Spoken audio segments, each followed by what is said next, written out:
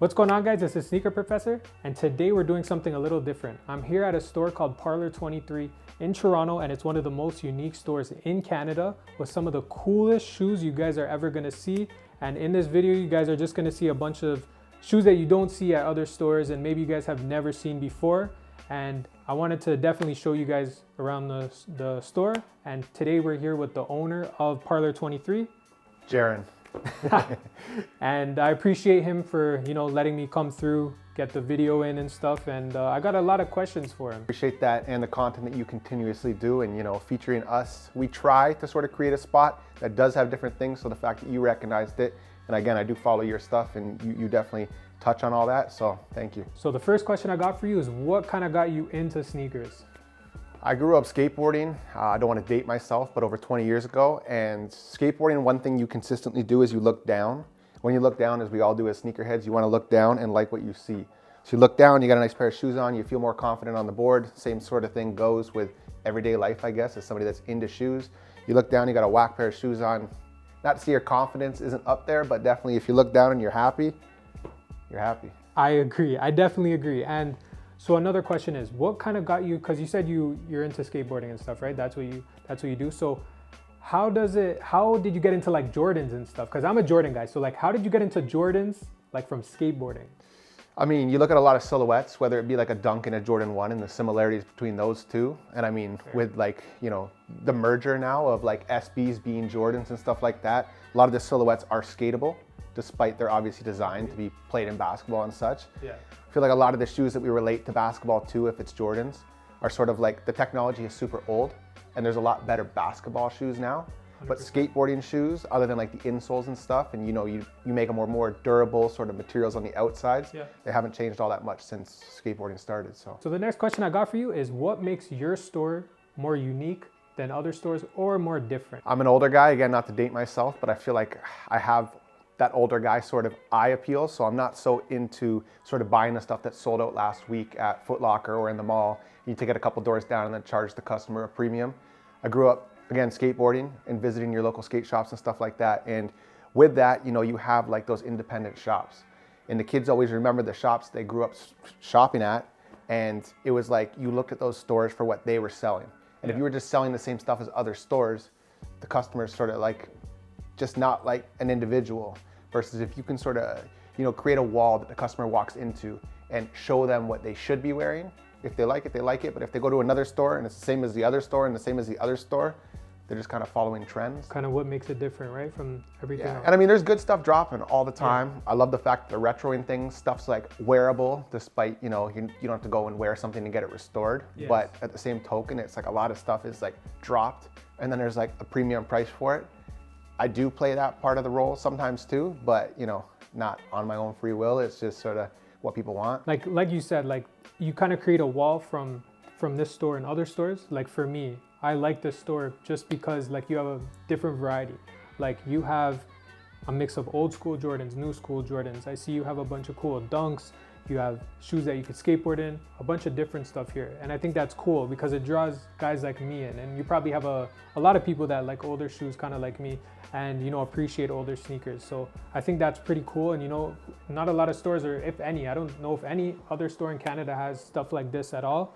And I think it's unique and it's cool to see a genuine collector like open up a store. Okay, so another thing I kind of want to know about, because I've seen you post it on your Instagram and stuff, is your clothing brand. So can you tell us a little bit about it, what inspired it and stuff? The material looks good and stuff, so tell us a little bit. I appreciate that. I mean, it's everything. It goes back to sort of like the skate shop that you grew up shopping at. You always wanted to like buy that t-shirt that they were selling, that, oh, I represent this store type of thing. From there, later in life, as I sort of got to an adult, I guess you could say, I got into sort of designing clothing, and it wasn't necessarily associated with like Parlor. Prior to this, I had a few clothing brands that I did for fun, but definitely we focused a lot on like made in Canada goods. So it's more expensive to manufacture here, but because of sort of that background, I have a lot of keys now that open doors for facilitating like manufacturing in Canada and specifically Toronto. So a lot of that, like you can't afford to make, 100 of the same hoodie that you would have to do overseas, and you wait on samples to come through, and then the fit is way off, or the print is, or the Pantones don't align. Here, I'm very like in there, touching fabric, sourcing stuff here, dropping it off, and then showing up to work at 12 o'clock. So it's sort of filling that void of just, you know, not being hands-on with it, and people have recognized that, so I'm super thankful for that. And yeah, just trying to consistently be putting out clothing. You know, every time somebody shops with us, I want to say like they walk out advertising Michael, but you know, you want to transition that so they're walking out advertising what you're supplying to. So very thankful that people are receptive to our brand for sure. So if there's people out there that want to start a clothing brand and stuff, can they come to you for like, if they need maybe prints done or like, you know, the manufacturer side of things, if they want good fabric, good quality like this sweater, can people come to you if they want to start a clothing line? Yeah, 100%. That's sort of like, Parlor is definitely my business, but like a side business or projects that I do also is like making garments for other people. And that's, you know, anybody that wants like a custom shirt, obviously there is minimums involved that make sense for your own dollar's sake. Yeah. But at the same token, like just working with people on what their budget works, if they want to start like a clothing brand, all the way up to the corporate dollars, which is like not the easy money. Corporate 100%. People are pretty picky, but at the same token, it's like corporate has advertising dollars, which is why they make a lot of clothing. Yes. Versus like the passion project, and it's like I'm middlemaning it, giving it to you, and then being like, good luck selling it. So yeah, both sides of the coin. Definitely have to help where I can. Now, probably my favorite part that's gonna come. I want to know, can you start showing us some unique stuff? Because I know I'm telling you guys, he's telling you guys how unique this store is. So now I need to show you guys, like for your own eyes, how cool Parlor 23 actually is. So can you show us some cool shoes? Do you have some stuff you can show us? Most definitely. And again, it's not size runs of the most expensive stuff, but it's stuff that you won't find elsewhere per se. Guys, you will not find this stuff anywhere. Like you will not find this stuff anywhere else. It's unique stuff and stuff that you guys have never seen before. So stay tuned right now. So going back to, you know, our roots of like not being like a skate shop, but sort of that like skate shop hangout kind of shop, we had to get a foosball table. I wasn't a big foosball guy, but I couldn't fit a pool table in here. And when I sourced this table, it's from like the early 2000s, made in Italy. I was like, I need a foosball table that sort of looks like a box because I wanted to customize it. So we printed obviously some elephant, some cement print, did all that. We got our little tag over here. Obviously we replaced the Jumpman that would typically be on like a size tag with our little foosball guy. And then, yeah, we put on a bunch of jerseys. They're dry fit actually. Again, manufacturing background. I had to make these guys all individual. Shout out to Heat Check, another shop in Toronto, great store with those guys. Definitely a younger crowd, but yeah, they put on for the city, and yeah, we have fun playing on this table. When we built this place, it was a bike repair shop prior. So it was in really rough condition. No disrespect to those guys, but that's just sort of the environment that you work on when you're repairing bikes all the time. There was no wall here. And so we needed like a backstock room, and I didn't want just like your traditional sort of door. So I researched like how to make little pocket doors that look like they're not doors. It's not a secret, but regardless, you push on this guy, it locks. You flick the 85 Sky Jordan, it opens, and there you are. So before, for those that don't know, the grade school sizing was actually called Sky Jordans. So that's what they would put in that top corner there on the 85 Chicago 1. When you talk about like being a sneaker collector, and obviously people always look at store owners of sneaker stores and think like, oh, he probably has the craziest collection. I don't. I got what I wear and I enjoy my stuff, but my son's collection is the stuff that I definitely enjoy showing off, if you want to call it that. But a lot of this stuff is way harder to source, I guess you could say, because a lot of people, didn't keep their stuff from back in the day, pristine, dead stock with the OG box. Everything here has original boxes. Nothing's been tried on or worn. He definitely wears his shoes, but this stuff here, I'd get him one, and if I get a double, I let him wear the double, and if I get a triple, we sell the triple in the store. But regardless, this stuff here is sort of why I do it and what I enjoy talking about when people come in. Yeah, looking at some pairs, I mean, you talk about Scottie Pippens, talk about up-tempos, you gotta have all three. Those are from 96 and 97. Just little stuff like that that people might not have, again, kept pristine or, you know, might not have bought later in life. SBs, again, being a skateboarder, definitely dunks were like the thing to wear if you had money. If not, you skated blazers like myself. But getting these pairs now was super cool. The hemps, they dropped in the navy as well as the pink for toddlers. And then the sea crystals were friends and families. So you talk about like a unicorn based on exclusivity of not a lot being produced for anybody or for retail. Sea crystal is probably #1 in the cabinet, despite it's only about 12 or 13 years old. Didn't drop with the original sea crystal, but yeah, definitely a cool pair. I guess you got to take something out, and soft bottoms are definitely my favorite. So again, as like a kid's sneaker collector, the soft bottom is like the smallest size that they'll make for like toddlers or infants, and that's like, it just looks cuter, but regardless, that's what you want to get. So let's look at a few pairs of some Heat from back in the day.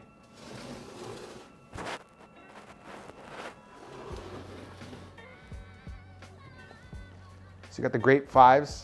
What's crazy about these is they actually come in like little tin cases. So it's not like your traditional shoebox, but I mean, just how it sits. Like I got a newborn at home who's 2 months old, and I think his foot is already bigger than this. So this is definitely the smallest size. I don't think it even has the size on the inside. It might be a 2, but regardless, notice something different about that tag than, you know, traditionally other size tags. Made in Thailand. That's where a lot of this stuff was produced back in the day. Same goes with the Fire Red. I mean, just looking at little stuff, I love when it's like painted on and there's not actually like that additional material of like rubber on it. It's just full leather. Obviously got like a canvas bottom, but yeah, again, made in Thailand.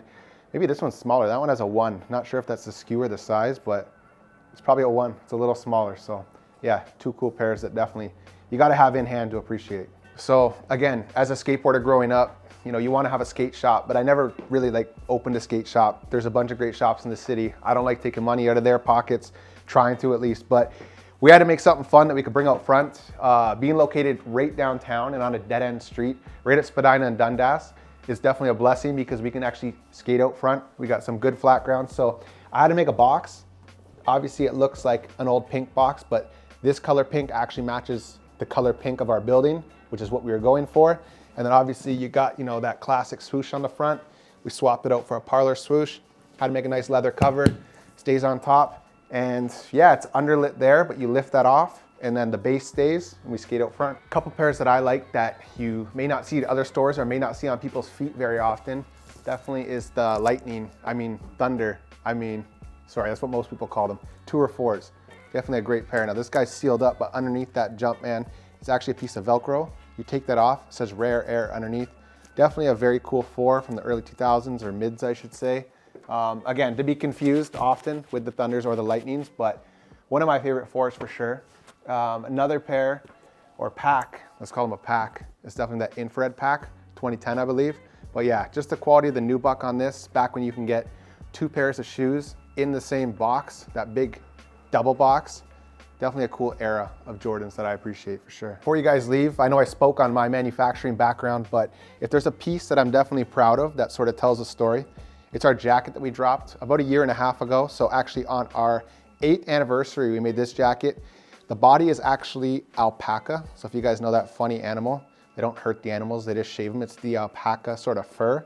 And then obviously we got, you know, Long Live Kruger, my old Doberman there. And this is actually a hand cranked chenille patch.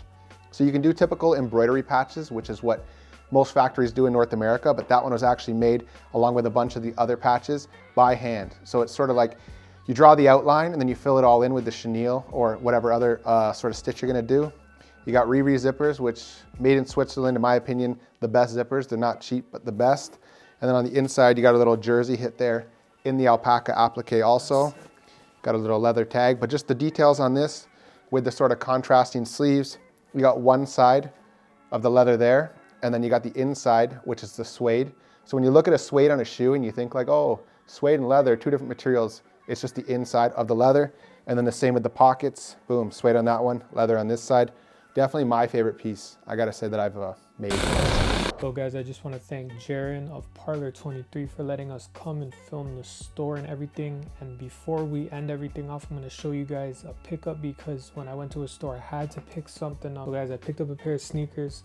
I'll show you guys the box label, see if you guys can guess what it is. Most of you probably haven't seen these before or don't even know really what these are.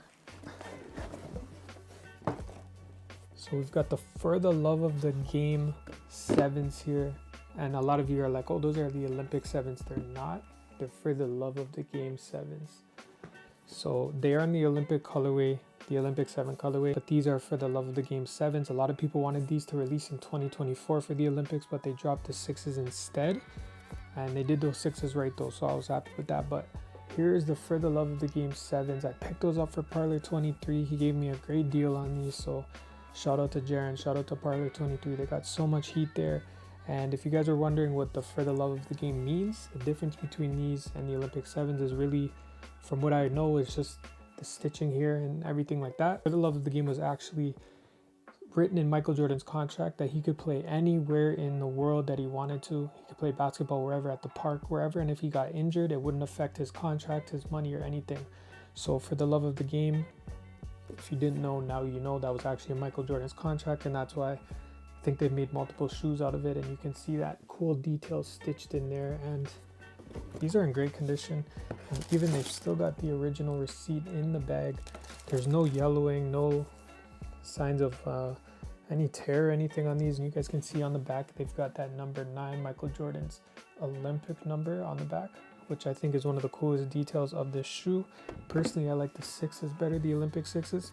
I'm not really the biggest 7s person, but these are fire. It is classic, and they do have those US colors on it, which is cool. And they've got the gold on it as well, that gold metal. Guys, these are nice shoes. These are from 2010, and honestly, this is probably one of the best pairs, like the best condition pair that I've ever seen. And wow, it was in my size too, size 13. And guys, like I said, I got a great deal. He bought this from a huge collector that drove, I think, like from Montreal all the way to him in Toronto.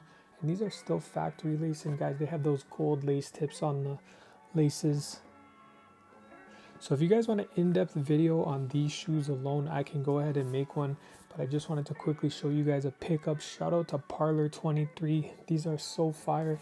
He's got some more shoes that I still want to go and grab, but you know, I settled for these. I don't even want to say settled, I just had to get these. I couldn't pass on the price point, and I couldn't pass on these in general because you don't see these.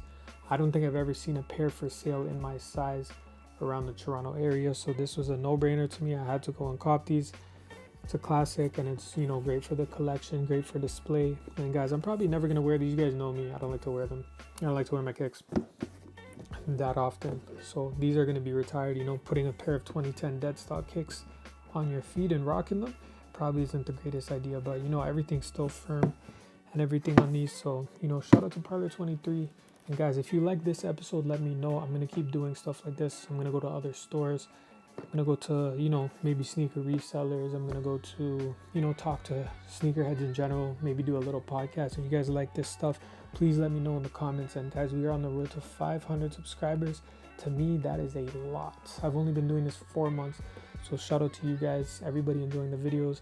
Told you guys I've got cool content. So if you guys enjoyed this, please let me know. Hope you guys like this pickup. Rate this pickup 1 to 10. What do you guys think of this pickup? I think these are a 10. You know, you don't see these a lot. So just want to show you guys a cool little shoe you don't see often. Maybe some of you have never seen these before. Maybe some of you know what the Olympic 7s are, but you've never seen the For the Love of the Game 7s, which is basically almost the same thing. It's just stitched on basketball in a heart shape. So you guys, that's it for this video. You guys take care. I'll be back soon.